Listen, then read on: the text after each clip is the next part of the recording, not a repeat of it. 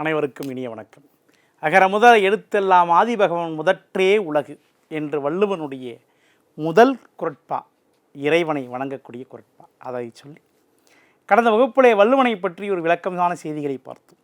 இப்பொழுது வள்ளுவனுடைய குறள் நமக்கு ஒரு 20 அதிகாரம் கொடுத்துருக்காங்க. இந்த திருக்குறளில் நமக்கு உங்களுக்கு தெரியும் 20 அதிகாரங்கள். இந்த 20 அதிகாரத்தில் கடந்த ஆண்டு வினாக்கள் வந்து 9 கேள்வி தான் இங்கே வந்திருக்கு. அப்போ மற்றதெல்லாம் மற்ற அதிகாரத்தை வந்து கேள்வி கேட்டிருக்காங்க. நல்லா கவனிச்சுக்கோங்க. அதை பற்றி நம்ம ஒன்று ஒன்றா பார்க்கலாம். அடுத்து எனக்கு கேள்விகள் கேட்கக்கூடிய தலைப்புகளாக அடுத்த அதிகாரத்தில் என்னெல்லாம் இருக்கும், அதை வேறு என்னென்ன கேள்விகள்லாம் கேட்பாங்க அப்படின்றத பற்றி ஒரு செய்தியாக பார்க்கலாம். சரிங்களா? ரைட்டு. திருக்குறளை படிக்க போகிறோம். தமிழ் மாந்தன் என்று சொல்லக்கூடிய ஒருவன் வாழ வேண்டும் என்றால் வள்ளுவன் கூறிய வழியில் வாழ வேண்டும். அதுதான் சார் உண்மையான வாழ்க்கை. அதை பற்றி நான் விளக்கமாக பார்க்க போகிறோம். இப்போ வள்ளுவன் எழுதிய திருக்குறள், ஓகேவா? இந்த திருக்குறளை பற்றி விளக்கமாக நாங்கள் பார்க்க போகிறோம். சரிங்களா? வள்ளுவன் எழுதிய திருக்குறள், ஓகேங்களா? பார்க்கலாம் பாருங்கள். அடுத்து பாருங்கள், இந்த வள்ளுவன் எழுதிய திருக்குறளை முதல்ல நமக்கு இருக்குது பண்புடைமை என்னும் தலைப்பு தான் கொடுத்துருக்காங்க. அதில் என்ன கேள்வி கேட்டிருக்கான்னு மட்டும் பாருங்களேன். அருமையான கேள்வி, அருமையான குறள். என்ன சொல்லியிருக்காங்க பாருங்கள். அறம் போலும் கூர்மையரேனும் மரம் போல்வார் மக்கள் பண்பு இல்லாதவர். இது நமக்கு கொடுத்துருக்காங்க. தேர்வாணையத்துடைய வினா பாருங்களேன், என்ன கொடுத்துருக்காங்க பாருங்களாம்மா, நல்லா பாருங்கள். அறம் போல் கூர்மையான அறிவுடையவராக இருந்தாலும் மக்கள் பண்பு இல்லாதவரை திருவள்ளுவர் எதனோடு ஒப்பிடுகிறார்? திருவாணையத்துக்கு கேட்கப்பட்ட வினா, 2024 கேட்கப்பட்ட வினா. என்ன சொல்றாரு பாருங்களேன். அறம் போலும் கூர்மையான அறிவுடையராக இருந்தாலும், அறம்னா எதுப்பா? இந்த கத்தி எல்லாம் கூர்மை செய்யக்கூடிய அறம். அதை வைத்து எப்படி நாம் கூர்மை செய்தால் கூர்மையாக படித்தவர்களாக இருந்தாலும் மக்கட்பண்பு இல்லாதவரை திருவள்ளுவர் எதனோடு ஒப்பிடுகிறார்? அதுதான் விலக கொடுத்துருக்கா பாருங்க. அறம் போலும் கூர்மையரேனும் மரம் போல்வார் மக்கள் பண்பு இல்லாதவர். அறம் போன்ற கூர்மையான அறிவுடையவராக இருப்பினும், நல்ல பக்தி கூர்மையான அறிவுள்ள இருந்தாலும் மக்களுக்குரிய பண்பு இல்லாதவர் ஓர் அறிவுடைய மரத்திற்கு சமானம்ன்றார். விலங்கு கூட கிடையாதுப்பா. அவன் விலங்காவது என்ன சொன்னால் அடித்தா ஓடும், ஓடி நவந்துட்டு இருக்கோம். இந்த மரம் என்று சொன்னால் இருக்கும் பார்த்தீங்களா, உணர்வு இல்லாத ஒரு பொருள். உணர்வுன்னு சொல்ல முடியாது மரத்துக்கு. ஏனென்று சொன்னோம் அப்படின்னா தொட்டாச்சினி என்று சொல்லக்கூடிய செடியெல்லாம் பார்க்கலாம், தாவரங்கள்லாம். அதை நம்ம போயிட்டு பகிர்ந்து பார்க்கலாம், அது வாடி விடுது இல்லையா, அதையும் சொல்கிறாங்க. ஓகேங்களா? அப்போ என்ன சொல்கிறாங்க, இந்த மக்கள் உலக மக்களுக்கு ஒருத்தவன் அடிச்சுட்டு 2 பேரும் அவனை போய் தடுத்து விடலை, காப்பாற்றலை, இல்லை வந்து பல பேருக்கு உதவி பண்ணாத அவன் மட்டும் பொருளை சேர்த்து கொண்டிருக்கிறான். அதேமாரி யார் மீதும் பற்றுதல் இல்லாமல் ஒரு மனிதன் வாழலாம் பற்றியா, அந்த மனிதன் மரத்திற்கு சமானம் என்ற எதுக்கு சொல்கிறாருமா, மரத்திற்கு சமமான ஆள். ஓகேங்களா? என்ன சொல்கிறாரு பாருங்க. அறம் போலும் கூர்மையரேனும் மரம் போல்வார் மக்கள் பண்பு இல்லாதவர். எதுக்கு சமம்? மரத்திற்கு சமானம் என்றார். அருமையான வார்த்தை, பண்புடைமையில் கேட்கப்பட்ட வினா. அடுத்து பாருங்க, ஒழுக்கம் உடைமை. ஒழுக்கம் விழுப்பம் தரலாம், ஒழுக்கம் உயிரினும் ஓமப்படும்னார் வள்ளுவர். ஒழுக்கம் எதை போன்றதுப்பா? ஒழுக்கம் விழுப்பம் தரலாம், ஒழுக்கம் உயிரினும் ஓமப்படும். எந்த நிலையில் விழுப்பங்கள், எந்த நிலையில் யோசித்து பார்த்தாலும் ஒழுக்கம்தான் சிறந்த பொருள். அதை உயிரை விட மேலே பாதுகாக்க வேண்டும். அப்படி பாதுகாத்தால் தான் மனிதனுடைய வாழ்க்கையிலே வாழ முடியும். மனிதன் ஒழுக்கத்தோடு வாழ்ந்தால் அறம் ஏனும், அறம் வந்தால் பொருள் வரும், பொருள் வந்தால் இன்பம் வரும், இன்பம் வந்தால் வீடு பேறு என்று சொல்லக்கூடிய மோட்ச வீடு கிடைக்கும் என்றார். என்ன சொல்கிறார் பாருங்க. உலகத்தோடு ஒட்டொழுகல் பலகற்றும் கல்லாதார் அறிவிலாதார்னு சொல்லிட்டார் ஒரே வார்த்தையில். இந்த தேர்வாணையத்துக்கான கேள்வியை படிச்சுட்டு படிங்க, ஈஸியாக இருக்கு பாருங்களேன். பலகற்றும் கல்லாதவராவர். யாரை சொல்கிறாருமா? பல நூல்களை கற்றிருந்தால் கூட அவர் கல்லாதவர், அவன் படிக்காதவனுக்கு சமம் அப்படின்னு யாரை சொல்கிறார் வள்ளுவர் அப்படின்றத பார்த்துக்கணும். என்ன சொல்கிற பாருங்க. உலகத்தோடு ஒட்டொழுகல் பலகற்றும் கல்லார் அறிவிலாதார் ஆகார். என்ன சொல்கிறாங்க பாருங்க. உலகத்தாரோடு பொறுத்து வாழும் கல்வியை கல்லாதவர் எவ்வளவு கற்றிருந்தாலும் அறிவில்லாதவரே. உலகத்தோடு ஒட்டு வாழணும். எப்படி? தனக்கு ஒரு துன்பம் வந்துவிட்டால் அந்த துன்பம் பிறருக்கும் துன்பம், பிறர் துன்பத்தை தன் துன்பம் போல் எண்ணக்கூடிய ஒவ்வொரு மனிதன்தான் உலகத்தோடு ஒட்டு வாழுதல் என்று. சரியா? அப்போ பலகற்றும் கல்லாதவர் யாருமா சொல்கிறாங்க? உலகரோடு வாழாதவர், உலகியரோடு வாழ. அவன் மட்டும் தனி வாழ்க்கை வாழறான் பற்றியா, அதெல்லாம் என்ன பண்ண மாட்டான், உலகத்தோடு ஒட்டு வாழ மாட்டான். நான் அன்பு, பாசம், பரிவு, அண்ணன், தம்பி, நண்பன், இந்த மாதிரி உறவுகள், இந்த ஒரு ஒட்டு உறவுகள் எதுவுமே இல்லாமல் தான் மட்டும் ஒரு வாழ்க்கை வாழறான் பார்த்தீங்களா, அவன் எதுக்கு உலகத்தோடு ஒட்டு வாழாதவன்? அறிவில்லாதவன். பல நூல்களை கற்றிருந்தால் கூட அறிவில்லாதவன். வள்ளுவன் சொல்கிறாரு இப்படித்தான் வாழணும். மனிதன் அறத்தின் வழி தான் வாழணுன்றார். இதை படித்து விட்டு அவன் அறத்தை தவறி வாழ்ந்தால் அவன் இந்த உலகத்தில் வாழ்வதற்கு தகுதியே இல்லாதவன். அதான் சொல்கிறார் வள்ளுவர். ஓகேங்களா? இங்கே பாருங்கள், உலகம் அப்படின்னா உயர்ந்தோர்னு சொல்கிறாங்க. ஓகேவா? ஒட்டை அப்படின்னா பொருந்துதல்னு அர்த்தம். ஒழுகல் அப்படின்னா நடத்தல்னு அர்த்தம், அல்லது வாழ்தல்னு அர்த்தம். இவ்வாறாயின் பொருளுக்கு இது ஒழுக்கம் உடைமை என்று சொல்லக்கூடிய அமைப்பில் கொடுத்துருக்காங்க. அப்போ உயர்ந்தோரோடு, நல்லா பாருங்கள், உயர்ந்தோரோடு, உலகம்னா உயர்ந்தோர்னா உலகம். ஓகேங்களா? உலகத்தாரோடு ஒட்டு வழுக ஒருத்தன் வாழன்னு நினைக்கிறான்னு வச்சுக்கோங்க, பொருந்து வாழன்னு கிடைக்கும். அவன் எதுக்கு பண்ணுறான்? அறிவில்லாதவன், பல கற்ற நூல்களை கற்றும் அறிவில்லாதவன் அப்படின்னு வள்ளுவர் சொல்கிறார். அடுத்து பாருங்கள், இந்த புற உடைமை என்று சொல்ல, பொறை அப்படின்னு வார்த்தைக்கு ஒரு பொருள் உண்டுமா? பொறுமை. பொறுமை கடலை விட பெரியதுன்னார். கடல் தான் உலகத்தில் எல்லையே இல்லாததுமா. அப்படி கடல் எல்லை இல்லாத கடலை விட எது பெரியது? பெரியது பொறுமை. பொறுமைக்கு பேர் போன இந்த பூமி மாதா பொங்கி எழுந்தால், பொறுமைக்கு பேர் போன கடல் பொங்கி எழுந்தால் உலகம் அழிந்து விடுமா? பொறுமைக்கு பேர் போன பூமி மாதா இரண்டாக நடுக்கத்தில் பிளந்தால் பூமி அழிந்து விடும். அதான் சொல்கிறாங்க பொறை என்பால் பொறுமை. அதுக்கான வள்ளுவன் இந்த பொறை என்று சொல்லக்கூடிய தலைப்பிலிருந்து தேர்வாணையத்தில் கேட்கப்பட்ட வினா பாருங்கள். அகழ்வாரை தாங்கும் நிலம் போல தம்மை இகழ்வாறு பொறுத்தல் தலை. அந்த வார்த்தையை கொடுத்துட்டு சொல்கிற பாருங்க, அகழ்வாரை தாங்கும் நிலம் போல என்று உணர்த்தும் பொருள் என்ன? வள்ளுவர் என்ன சொல்கிறார்? அறம் போலன்ற பாருங்க, புற உடைமை, ஒழுக்கமுடைமை, நட்புடைமை, அருகுடைமைன்னு சொல்கிறார். ஓகேங்களா? எந்த உணர்த்து சொல்கிறதுனா பொறையுடைமை சொல்கிறார். அகழக்கூடியவன், அகழ்வார்னா தோண்டக்கூடியவன். இந்த பூமியை தோண்டி அகழ்ந்து தண்ணி எடுக்கிறோம், பாதாள சாக்கடை அமைக்கிறோம், வீடு கட்ட தோன்றும், மனிதனை புதைப்பதற்கு தோன்றும். அப்போ அகழ்வாரை தாண்டும் நிலம் போல தம்மை இகழ்வார் பொறுத்தல் தலை. இந்த பூமிக்கு, இந்த பூமா மாதா நம்மளை பொறுமைக்கு பேர் போனவள், புறை என்ற பண்புக்கு பேர் போனவள். அப்போ என்ன சொல்கிறாரு கேளுங்களேன், புறவுடைமை என்று சொல்லக்கூடிய தலைப்பில் அருமையாக சொல்கிறாரு, நம்மை அகழ்ந்து தோண்டி எடுக்கக்கூடிய மனிதனை கூட அது நான் உன்னை தோண்டிட்டு உன்னை சுமக்க மாட்டேன் அப்படின்னு சொல்லிட்டு இந்த பூமி நிறுத்த விடவில்லை. அவனையும் சேர்ந்து, நல்லவன் கெட்டவன் அனைவரையும் சேர்ந்து சுமந்து கொண்டிருக்கிறது. அதான் பொறுமை கொண்டவள் பூமி தாய். அப்போ அகழ்வாரை தாங்கும் நிலம் போல தம்மை இகழ்வார் பொறுத்தல் தலை. அதை போன்று உன்னை திருட்டுபவர்களை பொறுத்து கொள்ளுதல் வேண்டும். அந்த பொறுத்து கொண்ட இந்த உலகத்திலே மிகப்பெரிய ஒரு ஆட்கள் அவரை சொல்ல, அகழ்வாரை தாங்கும் நிலம் போல தம்மை இகழ்வார் பொறுத்தல் தலை. தன்னை தோண்டுபவரை தாங்கும் நிலம் தன்னை இகழ்ப்பவரை பொறுத்து கொள்வது தலை சிறந்தது. அணி பாருங்க, ஓமை அணி. ஓகேவா? இந்த போல, புறையே, அன்னமான கடுப்பை என்று சொல்லக்கூடிய ஓமை உருவுகள் எல்லாம் வெளிப்பட்டு வந்தால் இது ஓமை அணி என்று சொல்லக்கூடிய வார்த்தையை சொல்கிறோம். அகழ்வாரை தாங்கும் நிலம் போல தம்மை இகழ்வார் பொறுத்தல் தலை. அடுத்து பாருங்க, அன்புடைமை என்னும் தலைப்பில் ஒரு கேள்வி கேட்டிருக்கான். தேர்வாணையத்தில் கேட்கப்பட்ட வினா பாருங்களேன், என்பும் உரியர் பிறர்க்கு என்ற வள்ளுவர் எதனை குறிப்பிடுகிறார் அப்படின்னு ஒரு கேள்வி கேட்குறான். ஓகேங்களா? அன்பில்லார் எல்லாம் தமக்குரியர் அன்புடையார் என்பும் உரியர் பிறர்க்கு. இந்த வார்த்தையை நல்லா கவனிச்சிங்க. அன்பு உடையவர், அன்பில்லார் எல்லாம் தமக்குரியர் அன்புடையார் என்பும் உரியர். இந்த அன்பு, இந்த லவ்னு சொல்லுவோம் இல்லையா ஆங்கிலத்தில், அதுக்கு தான் சார் அன்பு. ஓகேவா? அதான் குறிப்பிட்டிருக்காங்க பாருங்களேன், மேலே கொடுத்துருப்பாங்க. ஓகேங்களா? இப்போ நல்லா கவனிங்களேன், இந்த அன்பு என்று சொல்லக்கூடிய செய்தி, அன்னையின் மீது வைத்த அன்பு, அண்ணன் மீது வைத்த அன்பு, ஆசிரியர் மீது வைத்த அன்பு, எல்லாமே ஒரு அன்பு தான். அன்பு என்று சொல்லக்கூடிய 3 எழுத்து, உறவு என்று சொன்னால் 3 எழுத்து, உலகம் என்று சொன்னால், உலகு என்று சொன்னால் 3 எழுத்து. அப்போ இந்த 3 என்று படம், முக்கணி மாப்பலா வாழை, முத்தமிழ் ஈலைசை நாடகம், இந்த 3 என்ற பொருள் தமிழுக்கு அதிக தொடர்புடையது. அப்போ இந்த அன்பு என்று சொல்லக்கூடிய இந்த 3 எழுத்து என்ன சொல்கிறார் வள்ளுவர்? எம்பும் உரியர் பிறக்கு, அன்பில்லார் எல்லாம் தமக்குரியர் அன்புடையர் என்பும் உரியர் பிறக்குன்னு. அன்பு உடையவர், இது எல்லாமே தமக்குரியன்னு சொல்ல மாட்டாங்க, எல்லாருக்கும் உண்மை. இது நம்ம வீடு, நம்ம நாடு எல்லாம் சொல்லுவாங்க. ஆனால் அன்பில்லார் யாரை சொல்லுவார்னு கேட்டிங்கன்னா, அன்பில்லார் எல்லாம் எனக்குன்னு சொல்லுவார்.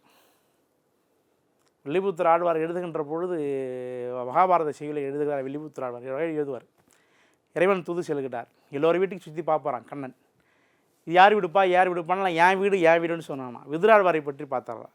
எப்போ இது யார் விடுப்பா, யாருடைய குடிசை பாதுன்னு கேட்டானா. கண்ணா தங்களுடைய குடிசை, வாங்க கண்ணா போகலாம் உள்ளார அப்படின்னு சொல்லிட்டு அழைத்து செல்வாரான். அவர் வீட்டில் விருந்துன்னு வரான் கண்ணன். இதெல்லாம் மகாபாரதத்தில் சொல்லப்பட்ட செய்தி. அப்போ என்ன சொல்கிறாரு? அன்பு இல்லாதவர் எல்லாம் தமக்குரியது, எல்லாம் எண்ணித்தண்டா, நான் ஒன்றும் பண்ண முடியாது, எல்லாம் எண்ணிது என்கிட்ட தான் இருக்குதுன்னு சொல்லுவாங்களாம். ஆனால் அன்பு உடையவர் என்ன சொல்கிறாரு கேட்டிங்கன்னா, எல்லாம் நமக்குரியது, என்னை பிரித்து பேசாதீங்க, நம்ம எல்லோரும் உறவு, யாதும் ஊரே யாவரும் கேலி. இதான் தமிழ் நூல் சொல்லுது. ஓகேங்களா? என்ன சொல்கிறாங்க பாருங்கள், அன்பில்லாதவர் எல்லா பொருளும் தமக்கு மட்டும் உரியது என்று சொல்லுவார், அன்பு உடையவர் தம் உடல் பொருள் ஆவி அனைத்துமே பிறருக்கு என்று சொல்வார்கள். என்ன சொல்வார்மா? உடல் பொருள் ஆவி அனைத்துமே யாருக்கு? பிறருக்கு என்று சொல்வார்கள் சொல்கிறேன். அப்போ என்ன சார் ஆன்சரு? என்பு முடியர் பிறக்குன்னா அன்புடையர் தான், எல்லாமே பிறருக்கு தான் உரியது, எனக்கு எதுவுமே சொந்தம் இல்லை அப்படின்னு சொல்கிறாங்க. அடுத்து பாருங்கள், இந்த புறத்துறப்பு அப்படின்ற தலைப்பில் பற்றி விளக்கமாக சொல்கிறார் பாருங்கள். கீழே பாருங்கள், தேர்வாணையத்தை கேட்கப்பட்ட வினா, புறத்துறப்பு எல்லாம் எவன் செய்யும் யாக்கை அகத்துறப்பு டேஷ். இந்த மாதிரி ஒரு கேள்வியை கொடுத்துட்டு, ஒரு கொஸ்டினில் கொடுத்துட்டு டேஷ் கொடுத்துட்டு ஒரு கேள்வி கேட்பான். சில டைம் இந்த கொஸ்டினை வந்து அடிவரையை மாற்றி அரைத்து ஒரு கொஸ்டின் கேட்பான். இதெல்லாம் நம்ம பார்க்க போகிறோம். ஓகேங்களா? இங்கே பாருங்கம்மா, புறத்துறப்பு எல்லாம் எவன் செய்யும் யாக்கை அகத்துறப்பு அன்பிலார்க்கு. ஒரு வார்த்தை நல்லா பாருங்கள், நெஞ்சில் அன்பும் இல்லாதவருக்கு கைகால் முதலிய உடல் உறுப்புகள் என்ன பயன்? என்ன பயன்? அடுத்தவனுக்கு கொடுத்து உதவதான் இந்த கை இருக்கிறது. வலதுகரம் கொடுப்பதை இடதுகரம் அறியாமல் கொடுக்க வேண்டும், அதுதான் சார் மனிதனுடைய இயல்பு. இயன்றதை செய் இல்லாதவருக்கு. வார்த்தை அருமையாக சொல்வார்கள். ஓகேங்களா? அப்போ நெஞ்சில் அன்பு இல்லாதவனுக்கு கைகால் முதலிய உடல் உறுப்புகள் இறந்து என்ன பண்ணலாம்? புறத்துறப்பு எல்லாம் எவன் செய்யும் யாக்கை அகன்துறப்பு அன்பில்லாதவருக்கு. உள்ளத்தில் அன்போடு பண்போடு அடுத்தவனை பார்க்காத, சகோதர குலத்தோடும் அன்போடும் பாசத்தோடும் இழிவோடும் இயல்போடும் ஈகையோடும் பார்க்காத ஒருத்தவனுக்கு இந்த கையிருந்து என்ன பலன், கால் இருந்து என்ன பலன், கண் இருந்து என்ன பலன், ஒன்றுமே கிடையாது. அவனை ஒரு பிணம் என்றே சொல்லலாம் அப்படின்னு வள்ளுவர் சொல்கிறார். அப்போ புறத்துறப்பு எல்லாம் எவன் செய்யும் யாக்கை அகத்துறப்பு அன்பில்லாருக்கு. இந்த வார்த்தை சரிங்களா? பார்த்துங்க. நெக்ஸ்ட் பாருங்க, கல்வி. இந்த உலகத்திலே மிக சிறந்த ஒரு பொருள், யாராலையும் அழிக்க முடியாத ஒரு பொருள் என்று சொன்னால் அது கல்வி. அந்த கல்வியிலிருந்து என்ன கேள்வி கேட்டிருக்காங்க பாருங்களேன், நல்லா பாருங்களேன்.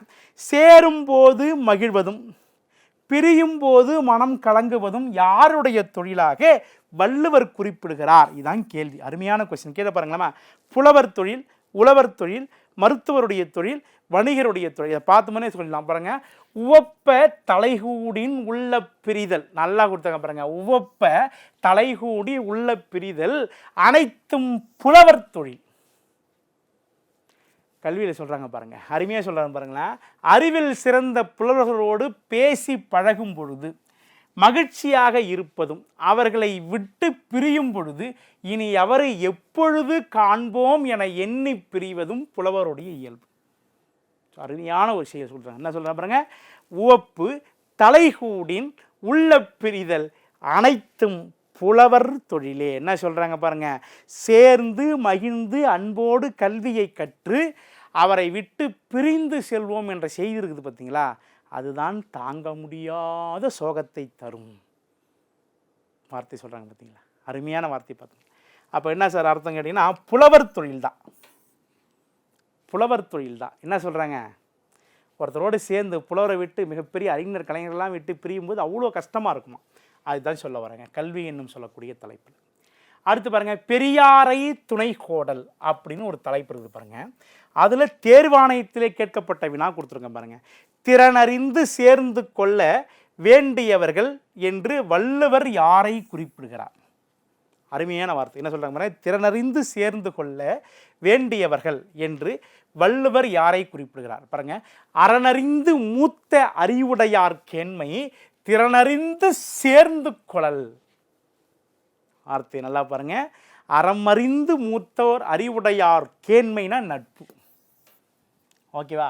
திறனறிந்து சேர்ந்து அறநெறியை அறிந்து அறிவில் தெளிந்த முதிர்ச்சி அடைந்தோருடைய நட்பு ஆராய்ந்து ஏற்றுக்கொள்ளுதல் வேண்டும். அறமறிந்து மூத்தோருடைய நட்பு, எல்லாருடைய நட்பும் கிடையாது. அறத்தின் வழி வாழணும், பிறருக்கு அறத்தை போதிக்கணும்.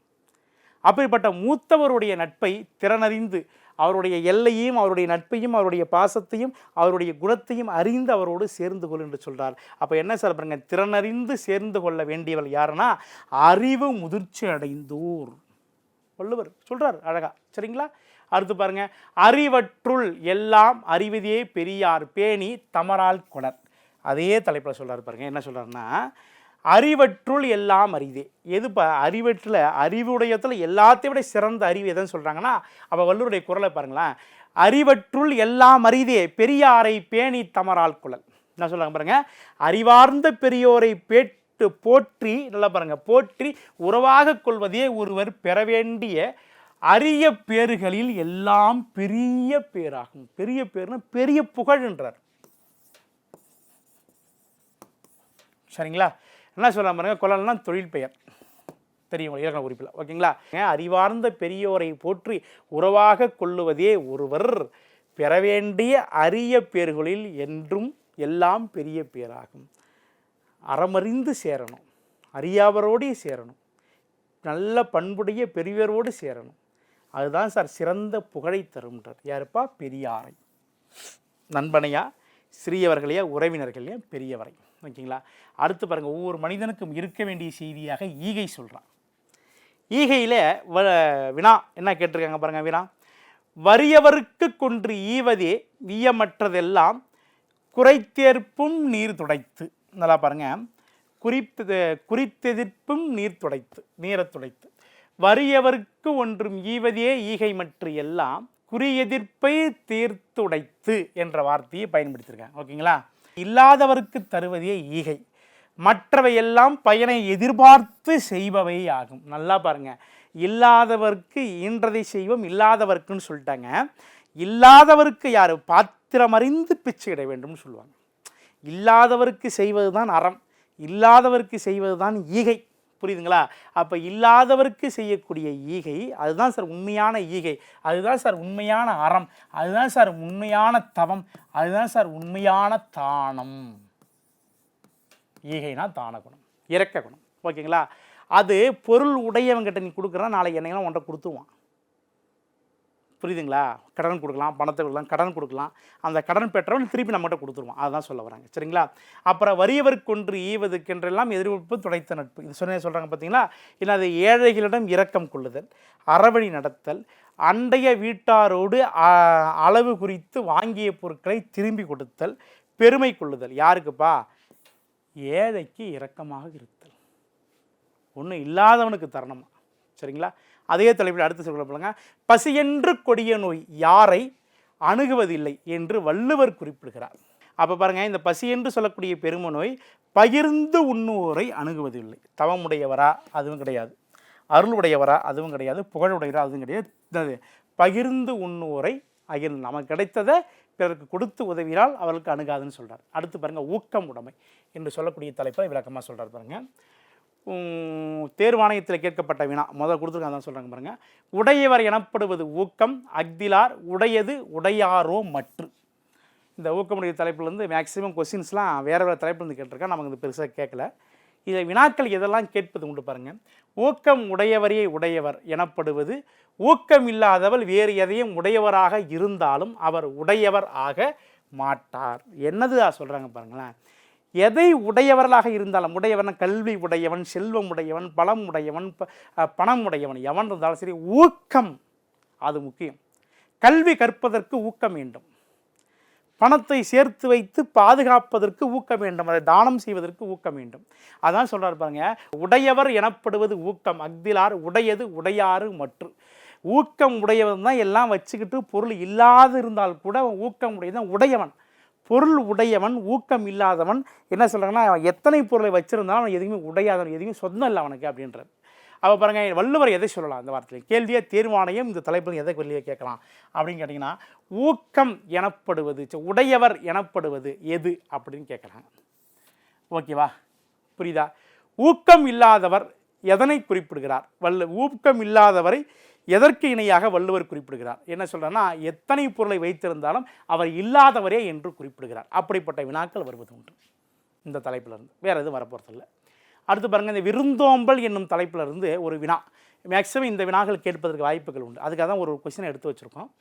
வருவிருந்து வைகளும் ஓம்புவான் வாழ்க்கை பருவந்து பாழ்படுதல் இன்று. ஓகேங்களா? என்ன சொல்கிறாங்க பாருங்கள், விருந்தினை நாள்தோறும் வரவேற்று மகிழ்பவரின் வாழ்க்கை அதன் காரணமாக துன்புற்று கெட்டழிவதில்லைன்னு சொல்கிறாங்க. ஓகேவா? நல்லா பாருங்கள், யாருடைய வாழ்க்கை துன்புற்று கெட்டு அழுகாது? இதுதான் வினா. இப்படித்தான் கேட்பாங்க. யார்? விருந்தினரை மகிழ்ச்சியோடு வரவேற்று உணவளிக்கக்கூடிய நபருடைய வாழ்க்கை எக்காலத்திலும் கெட்டு விடாது. கேள்வி கேட்பாங்க. இந்த தலைப்பில் கேள்வி இதற்கும் கேட்கல, கேட்டால் வாய்ப்பு உண்டு, படித்து எழுதிங்க. அடுத்து பாருங்கள், அரண் வலியுறுத்தல் என்ற தலைப்பில் ஒரு கேள்வி நான் வள்ளுவர் கொடுத்தா பாருங்கள். சிறப்பு ஈனும் செல்வம் ஈனும் அறத்தினும் ஊங்கு ஆக்கம் எவனோ உயிருக்கு. நல்லா பாருங்கள், சிறப்பையும் செழிப்பையும் தரக்கூடிய அறவழி ஒன்றை தவிர ஆக்கமளிக்கக்கூடிய வழியில் வேறில்லை இருக்கிறது. இந்த தலைப்பில் உண்டு. என்ன பாருங்கள், இந்த தலைப்பு என்ன கொஸ்டினாக கேட்கலாம் அப்படின்னு கொடுத்தாங்க பாருங்கள். சிறப்பையும் செழியையும் தரக்கூடிய அறவழி அப்படின்னா என்ன அப்படின்னா ஆக்கம் அளிக்கக்கூடிய வழின்னு சொல்கிறாங்க. சரிங்களா, இதை வைத்து ஒரு வினாக்கள் கேட்கலாம். அடுத்து பாருங்கள், வினை செயல் வகை அப்படின்னு சொல்கிறாங்க பாருங்கள். சூழ்ச்சி, முடிவு, துணி வெய்தல் அத்துணைவும் தாட்சியுள் தங்குதல் தீதுன்னு சொல்கிறார். நல்லா பாருங்கள், ஒரு செயலில் ஈடுபட முடிவெடுக்கும் பொழுது அச்செயலால் விளையும் சாதக பாதகம் ஆராய்ந்து ஆராய்ச்சியும் முடிவடைந்திருக்க வேண்டும். ஓகேவா, என்ன சொல்கிறாங்க பாருங்கள், ஆராய்ச்சியும் முடிவடைந்திருக்க வேண்டும். முடிவெடுத்த பிறகு கலந்தாய்வது தீதாகும். ஒரு விஷயத்தை, ஒரு செயலை செய்ய போகிறோம் என்று சொன்னால் அதற்கு முன்பு நம்ம என்ன பண்ணோம், பலமுறை யோசிக்க வேண்டும், பலமுறை ஆராய்ச்சி செய்யணும். ஆனால் ஆராய்ச்சி செய்த பிறகு, ஆராய்ச்சி செய்து இறங்கிய பிறகு, ஒரு செயலை செய்ய ஆரம்பித்த பிறகு அதன் பிறகு யோசிக்கக்கூடாது, பலனை தராதுன்றார். அப்போ கேள்வியாக எதை கேட்கலாம் சார்ன்னு கேட்டிங்கன்னா, அப்போ எந்த செயல் பலனை தராது, ஆராய்ந்து செய்யக்கூடாத செயல் பலனை தராது, இதுதான் கேள்வி. இந்த ஏரியாவில் இப்போ கேட்கக்கூடிய வினாக்களாக இது வரும். அடுத்து பாருங்கள், அவையஞ்சாமை என்று சொல்லக்கூடிய 12வது அதிகாரம் நமக்கு கொடுத்துக்கிற பாடத்தலைப்பில் எனக்கு பிடித்த ஒரு திருக்குறள் என்ன கொடுத்துங்க பாருங்கள். வகையறிந்து வல்லவை வாய் சேர்வார் சொல்லின் தொகையறிந்து தூய்மையவர். ஓகேங்களா, எல்லாம் பாருங்கள், சொற்களை அளவறிந்து உரைத்திடும் தூயவர்கள் அவையில் இருப்போரின் வகையறிந்து ஆற்றல் உடையவராய் இருப்பின் பிழை நேருமாறு பேச மாட்டார். அவை சபையில் இருந்து பேசக்கூடியவர்கள், நலமறிந்து பேசக்கூடியவர்கள். ஒரு சபை இருக்குன்னா சபை நாகரிகம் அறிந்து பேசக்கூடியவர் எக்காலத்திலும் பிழையற்ற சொற்களை பேச மாட்டார். அதான் ஒரு வினா, அருமையான ஒரு செய்தி கொடுத்துருக்காங்க. அப்போ பாருங்கள், யார் பிழையற்ற சொற்களை பேச மாட்டார், இதுதான் கேள்வி. அவையறிந்து பேசுவார், அவையறியாமல் பேசுவார், உண்மையை பேசுவார், நேர்மையை பேசுவார். அவையறிந்து பேசுவார் தான் இந்த மாதிரி வினாக்கள் வருவதற்கு வாய்ப்புகள் உண்டு இந்த தலைப்பில். அடுத்து பாருங்கள், அருளுடைமை அப்படின்னு ஒரு தலைப்பு கொடுத்துருக்காங்க, அருமையான செய்யுள் பாருங்கள். அருட்செல்வம் செல்வத்துள் செல்வம் பொருட்செல்வம் புரியோர் கண்ணும் உள. இந்த வார்த்தையெல்லாம் பாருங்கள். கொடிய உள்ளம் கொண்ட இழி மக்களிடம் கூடிய கோடிக்கணக்கில் செல்வம் குவிந்திருந்தாலும் அந்த செல்வம் பொருட்செல்வத்திற்கு ஈடாகாதுன்னு சொல்கிறாங்க. நல்லா பாருங்கள், கொடுத்து வணங்கக்கூடிய, கொடுத்து பழகக்கூடிய ஒரு மனம் படைத்த இடத்தை சேரக்கூடிய செல்வம், ஏற்கனவே வள்ளுவர் சொல்லுவார், ஊரணி நீர் நிறைந்தற்றே பேரறிவாளன் திருன்னு சொல்லுவார். ஊரணினா ஊருக்கு நடுவிலே இருக்கக்கூடிய ஒரு குளம், அந்த குளத்தில் பல பேர் வந்து தண்ணி எடுக்கலாம், பல பேர் வந்து எடுத்து பயன்படுத்தலாம். அப்படிப்பட்ட குளத்திலே தண்ணி எப்படி நிரம்புகிறதோ அதை போன்று பிறத்துக்கு கொடுத்து உதவ வேண்டும் என்று சொல்லக்கூடிய எண்ணத்தில் இருக்கக்கூடிய மனிதனத்திலே சேரக்கூடிய செல்வம் உலக மக்களுக்கு சேரும்னு சொல்லுவார். அப்போ இது என்ன சொல்கிறாருன்னா, கொடிய உள்ளமும் இழிவான மக்களிடம் கூடிய கோடிக்கணக்கில் செல்வம் இருந்தால் குவிந்திருந்தாலும் கூட அந்த செல்வம் அருட்செல்வத்துக்கு, அவங்ககிட்ட இருக்கிற செல்வத்துக்கு, அருட்செல்வம்னது பிறருக்கு வந்து இரக்கம் கொள்ளக்கூடிய செல்வத்திற்கு இணையாகாது. அருளில்லாருக்கு அவ்வுலகம் இல்லை, பொருளில்லாருக்கு இவ்வுலகம் இல்லை, இந்த வார்த்தை சொல்வது உண்டு. அடுத்து பாருங்கள், இந்த 14வது தலைப்பில் கண்ணோட்டம் என்னும் தலைப்பில் சொல்லார் பாருங்கள். கண்ணோட்டம் என்னும் கழிப்பெரும் கரிகை உண்மையான் உண்டி உலகு, உண்மையால் உண்டி உலகு. இந்த உலகம் அன்பும் இரக்கமும் இணைந்து கண்ணோட்டம் எனப்படுகிற பெயரும் அழகை கொண்டவர்கள் இருப்பதால் தான் பெருமை அடைகிறது. என்ன சொல்கிறாங்க பாருங்கள், இந்த உலகம் அன்பு இரக்கம் இணைந்த கண்ணோட்டம், அன்பையும் இரக்கமும் 2 கண்களாக எவன் ஒருவன் பார்த்து கொண்டு மனிதன் வாழுகிறானோ பெரும் அழகை கொண்டவர்கள் தான் என்ன பண்ணுறாங்க, இந்த உலகம் இயங்கி நல்லோர் ஒருவர் இருக்க அவர் பொருட்டு எல்லோருக்கும் பெய்யும் மழை. இந்த உலகத்திற்குரிய அனைத்து மனிதர்களும் நல்லவர் கிடையாது, அனைவரும் கெட்டவர் கிடையாது. யாராவது ஒரு நல்லவன் இந்த உலகத்திலே வாழ்வதால் தான் இந்த உலகம் தன்னைத்தானே சுற்றி வருகிறது, மழை பெய்கிறது, மனிதன் வாழ்ந்து கொண்டிருக்கிறான். எல்லோரும் தீயவராக மாறிவிட்டால் உலகம் எப்பயோ அழிந்துவிடும். அதான் சொல்கிறார். என்ன சொல்ல வரலீங்க பாருங்கள், கண்ணை அன்பையும் இரக்கத்தையும் 2 கண்களாக கொண்டவர் யாருப்பா, அதான் கேள்வி. பெருமை அடைவார், வேறு ஒன்றும் இல்லை. இதுதான் கண்ணோட்டம் என்று சில பேர் சொல்கிறார். அடுத்த 15வது அதிகாரத்தில் நடுநிலைமை என்னும் தலைப்பில் எனக்கு பிடித்த ஒரு குறள், அருமையான குறள். தகுதி எனவென்று நன்றே பகுதியால் பார்பட்டு ஒழுங்கப் பெறின். அருமையான குறள். என்ன சொல்கிறாங்க பாருங்கள். பகையவர் அயலோர் நண்பர் என பகுத்து பார்த்து ஒரு தலை சார்பாக நிற்காமல் இருத்தலே நன்மை தரக்கூடிய நடுநிலைமைக்கான தகுதி. நடுநிலைமைன்னா என்ன? நீதி சொல்ல போகிறோம், ஒருத்தவங்ககிட்ட நீதி சொல்ல போகிறோம். அப்போ என்ன நடுநிலைமை என்ன சொல்லுவாங்க தெளிவாக பாருங்கள். நடுநிலைமையில் தராசு போன்று நின்று ஒரு என்ன பண்ணுறோம், நீதியை சொல்லணும். அதான் சொல்கிறாரு. அப்போ நடுநிலை ஆனவருக்கான தகுதிகள் என்ன? இதான் கேள்வி. தேர்வாணையத்துக்கு வினாக கேள்விக்கு வாய்ப்புகள் உண்டு. என்ன கேட்பான்? பகையவர் அயலோர் நண்பர் என்று பகுத்து கூறாமல் நீதியை சொல்லுவன் தான் நடுநிலைமையாக இருப்பவன். அதுதான் நடுநிலைமைக்கு உரியக்கூடிய பொருள் என்று வள்ளுவர் கூறுறார். அடுத்து பாருங்கள், கூடா ஒழுக்கம். சார், ஒழுக்கம் அப்படி என்பது மனிதனுடைய ஒழுக்கம் இழுக்கம் தரலாம், ஒழுக்கம் உயிரிலும் ஓமப்படும். இந்த ஒழுக்கத்தை ஃபாலோ பண்ணுறது கஷ்டம்தான், ஆனால் இந்த உயிரை விட மிக பெரிய பொருளாக ஒழுக்கத்தை ஃபாலோ பண்ணும் வள்ளுவர் சொல்கிறார். அப்போ பாருங்கள், வஞ்சக மனத்துடன் பழிட்டொழுக்கம் பூதங்கள் ஐந்தும் அகத்தே நகும். என்ன சொல்கிறார் பாருங்களேன். ஒழுக்க சீலரை ஒழுக்க சிலரை போல உலகத்தை ஏமாற்றும் வஞ்சகரை பார்த்து அவரது உடலில் கலந்துள்ள நிலம், நீர், தீ, காற்று, வெளி எனப்படும் பஞ்சபூதங்கள் தமக்கு சிரித்து கொள்ளும்ன்றார். வெளி உலகத்தில் நல்லவன் போல வேஷம் போடுறான் பார்த்தீங்களா, அவனை பார்த்து அவன் உள்ளத்தில் இருக்கிற பஞ்சபூதங்கள், இந்த கண்ணு, காது, மூக்கு, வாயு, நீர், நிலம், ஆகாயம், இதெல்லாம் பார்த்து அவனை பார்த்தே சிரிக்கும். ஏன்டா அப்படிலாம் பண்ணுற? கை இருப்பது எதற்கு வள்ளுவர் சொல்கிறார் பாருங்க. பிறருக்கு ஈன்றுவதற்கு தான் கை இருக்கிறதா. பிறர் கொடுத்து உதவலைன்னா அவனை கையே தேவையில்லை, அவனை பிணம்ன்றார். அதான் சொல்ல வர்றார். ஓகேங்களா? அப்போ இந்த வினாக்களை எப்படி கேட்கலாம் அப்படின்னு கேட்டால் நல்லா பாருங்கள். யாரிடத்திலே பஞ்சபூதங்கள் நகைப்புக்கு உண்டாகும், சிரிப்பை உண்டாக்கும் அப்படின்னு கேட்டால் வஞ்சக நெஞ்சம் உடையவர், அவர் வெளியுலகத்தில் நல்லவமும் நடிக்கிறான் பாரு, அவங்கிட்ட தான் இந்த கேள்வியை கேட்குமா. சரிங்களா? அடுத்து பாருங்கள், இந்த 17வது இந்த அதிகாரத்தில் கல்லாமை என்று சொல்லக்கூடிய தலைப்பு. அரங்கின்று வட்டிடாடற்று நிரம்பிய நூலின்று கோட்டிக்குழல். ஓகேங்களா? நல்லா கொடுறாங்க. நிறைந்த அறிவாற்றல் இல்லாமல் அவையில் பேசுவது, ஆடுவதற்கான கட்டம் போட்டு கொள்ளாமல் சொக்கட்டான் விளையாடுவதை போன்றது. ஒரு எல்லாத்துக்குமே ஒரு ஃபார்முலா உண்டு. தாயம் விளாட்றோம், சொக்கட்டான் ஆடுறோம். அதுக்கு என்ன சொல்கிறாங்க பாருங்களா. அரங்கின்ற வட்டிடாடன்று நிரம்பிய நூலின்று கோட்டிக்குழல். நல்லா பாருங்கள். நிறைந்த அறிவாற்றல் இல்லாமல் அவையில் பேசுவது. நல்லா பாருங்கள், நிறைந்த அறிவாற்றல் எல்லாம் கற்றுக்கொண்டு ஒரு சபைக்கு வரணும். நிறைந்த அறிவாற்றல் இல்லாமல் சபையில் ஒருத்தன் பேச வந்துட்டான்னா அவன் எதுக்கு சமானம்னு கேட்டிங்கன்னா, கோடுகளெல்லாம் போடப்படாமல் தாயம் சொக்கட்டான் ஆடுவதற்கு சமமானவன். அவங்ககிட்ட தெளிவு இருக்காது அப்படின்னு வள்ளுவர் குறிப்பிடுகிறார். சரிங்களா? இது 17வது தலைப்பில். அதுக்கு 18 என்ன சொல்கிறார் பாருங்கள். செங்கோன்மை அப்படின்னு தலைப்பை சொல்கிறார் பாருங்கள். ஓர்த்து கண்டொடாது இறை பிரிந்து யார் மட்டும் சேர்த்து செயல் வக்தே முறை. என்ன சொல்கிறார் பாருங்கள். ஓர்த்து கண்ணுடாது இறை பிரிந்து யார் மாட்டும் சேர்த்து செயல் அதுவே முறை.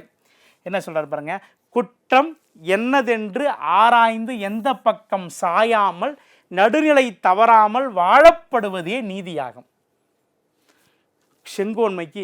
செங்கோன்மைனா எது? செங்கோலை வைத்திருக்கக்கூடிய மன்னனுடைய இயல்பை பற்றி சொல்கிறார். அருமையான ஒரு குறள் பாருங்களேன். என்ன சொல்கிறாருன்னா, குற்றம் என்னதென்று, இவன் செய்தது பாவமா நரகமா, செய்த குற்றம் என்னவென்று சொல்லிட்டு யார் நடுநிலை பாராமல், இவன் பக்கையும் சாயாமல் இவன் பக்கமும் சாயாமல் நடுநிலையோடு இருக்கான் பார்த்தீங்களா, அவன்தான் மன்னனுக்கான செங்கோன்மைக்குரியவன் சொல்கிறார். அப்போ எது சார் நீதியாகும் அப்படின்னு வள்ளுவர் குறிப்பிடுகிறார்னு கேட்டிங்கன்னா, குற்றம் என்னதென்று ஆராய்ந்து பார்க்கக்கூடிய செயல்ன்றார் இந்த செய்தி. அடுத்து பாருங்கள், கடைசியாக இந்த 19வது நட்பாராய்தல் என்று சொல்லக்கூடிய தலைப்பு இருக்குது. ஆய்ந்தாய்ந்து கொள்ளதான் கேண்மை கடைமுறை தான் சாம் துயரம் தரும். பாருங்கள், திரும்ப திரும்ப ஆராய்ந்து பார்க்காமல் ஏற்படுத்தி கொள்கிற நட்பு கடைசியாக ஒருவர் சாவுக்கு காரணமாகிற அளவுக்கு துயரத்தை உண்டாக்கி விடுன்றார். சரிங்களா? என்ன சொல்கிறார் பாருங்களேன். ஆய்ந்தாய்ந்து கொள்ளாதான் கேண்மை கடைமுறை தான் துயரம் தரும். ஒருத்தவங்ககிட்ட ஆராய்ந்து பார்த்து நட்பு கொள்ளுதல் வேண்டும். நல்லவனா கெட்டவனா தீயவனா அவனோடு சேர்த்து நட்பு கொள்ளுதல் வேண்டும். அப்படி ஆராய்ந்து பார்க்கக்கூடாத நட்பு சேர்ந்தால் அவன் உயிருக்கே ஆபத்தாகிவிடும் சொல்கிறார். அப்போ வள்ளுவர் கேள்வியாக தேர்வான எதை கேட்கனா, ஒரு மனிதன் உயிருக்கு ஆபத்தான நட்பு எதுன்னு கேட்டால் ஆராய்ந்து பாராமல் சேர்ந்த நட்பு அப்படின்றது தான் தலைப்பு. பார்த்துங்க, கடைசியாக நம்ம 20வது அதிகாரம் ஒரே ஒரு குறள் தான் கொடுத்துருக்காங்க. என்னென்னா அந்த புறம் கூறாமை, பிற்காலத்து புறம் கூறாமல் இப்படி வாழணும் சொல்கிறார் பாருங்க. வள்ளுவர் பாருங்க, அறம் கூறார் எனல் செய்யின் ஒருவன் புறன்கூறால் என்று இனிது சொல்கிறார் பாருங்க. அறநெறியை போற்றாமல் அவ்வழியில் அவ்வழியில் நடக்காமலும் கூட இருக்கின்ற சிலர் மற்றவர்களை பற்றி புறம் பேசாமல் இருந்தால் அது அவர்களுக்கு நல்லது. உள்ளொன்று வைத்து புறமொன்று பேசுவார் உறவுகளவாமை வேண்டும் வள்ளலார் சொல்கிறார். அப்போ என்ன சொல்கிறார் வள்ளுவர்னா, நல்லா பாருங்கள், அறநெறி போற்றாமலும் அறவழியிலே நடக்க வேண்டாம். அறவழி போற்றாமல் நடக்க அவன வேலையை பார்க்கலாம், பார்த்திருந்தால் கூட பிறரை பற்றி புறம் கூறாமல் இருந்தாலே நல்லது. நீ யாருக்கு உதவி செய்ய வேணாம், அடுத்தவனுக்கு பிரச்சனை செய்யாத, உபத்திரம் செய்யாமல் இரு, அதுதான்டா உனக்கு நல்லது அப்படின்றாரு. அப்போ இது கேள்வி என்னவா கேட்பாங்கன்னு கேட்டிங்கன்னா, இந்த லாஸ்ட்டில் மறைச்சிட்டு ஒரு கேள்வி கேட்பாங்க. ரெண்டாவது என்ன கேட்பாங்க அப்படின்னா, இங்கே பாருங்களேன், புறம் கூறாமல் புறம் பேசாமல் இருப்பது நல்லது என்று யாரை குறிப்பிடுகிறார் வள்ளுவர்னா, அறவழி நடத்தாலும் பரவாயில்ல, எந்த அறம் மற்றும் அறம் போற்றாமலும் அறவழியை நடக்காட்டாலும் பரவாயில்ல, ஆனால் பிறரை பற்றி புறம் கூறாமல் இருந்தாலே இந்த உலகத்திற்கு அவன் செய்யக்கூடிய மிகப்பெரிய நன்மை என்றார். அப்போ வள்ளுவர் மொத்தமாக நமக்கு 20 அதிகாரம், 20 அதிகாரத்தில் தேர்வாணையத்தால் கேட்கப்பட்ட வினாக்கள் 9 கேள்விகள் கேட்டிருந்தான். மீதி இருக்கக்கூடிய இந்த அதிகாரத்துக்கு கேள்வி எதுவும் வரலை. ஆனால் இந்த முறை வறுப்பதற்கு வாய்ப்பு உண்டு. அதில் ஒரு தெளிவான திருக்குறள், எதெல்லாம் எனக்கு பிடித்து எதெல்லாம் தேர்வாணையத்தில் கேட்கப்படும் நினைச்சோமோ அந்த திருக்குறளை மட்டும் விளக்கம் கொடுத்துருக்குறோம். திருக்குறள் வகுப்புகள் அருமையான ஒரு வகுப்பு. முதல்ல ஒரு இன்ட்ரோடக்ஷன் பார்த்தோம், அடுத்து திருக்குறள் இதெல்லாம் கேள்வியில் வந்திருக்கு பார்த்தோம், அடுத்து எதெல்லாம் வரப்போகுதுன்னு பார்த்தோம். இதை மட்டும் ஃபாலோ பண்ணிட்டு படிச்சுட்டு போங்க. இந்த திருக்குறள் வரக்கூடிய 5 to 6 வினாக்கள் கண்டிப்பாக அடிச்சிடலாம், சரிங்களா? இந்த திருக்குறளை படித்தால் உண்மையை சொல்கிறேன், இந்த தேர்வாணையத்தில் திருக்குறள் எதற்கு பாடமாக வைக்கப்பட்டுள்ளதுன்னு தெளிவு சொன்னேன். திருக்குறளை படித்து நேர்மையாக வாழ்ந்தால் இந்த உலகம் நேர்மையான சமுதாயத்தை உருவாக்கும். நீங்கள்லாம் நாளைக்கு படிச்சுட்டு நாளைக்கு தேர்வாணையத்துக்கு தயாராகி அரசு துறைக்கு செல்கின்ற பொழுது நேர்மையாக ஒரு மனிதன் வாழ வேண்டும் என்றால் அந்த வள்ளுவன் பாடிய திருக்குறளை பற்ற வேண்டும். அதனால தான் திருக்குறள் நமக்கு பாடத்திட்டமாக உள்ளது. இது தெளிவாக படித்து வாழ வேண்டும் என்று திருவள்ளுவன் வழியிலே வாழ்ந்த அனைத்து தமிழ் கலைஞர்களை வணங்கி வாழ்த்துகிறேன். நன்றி, வணக்கம்.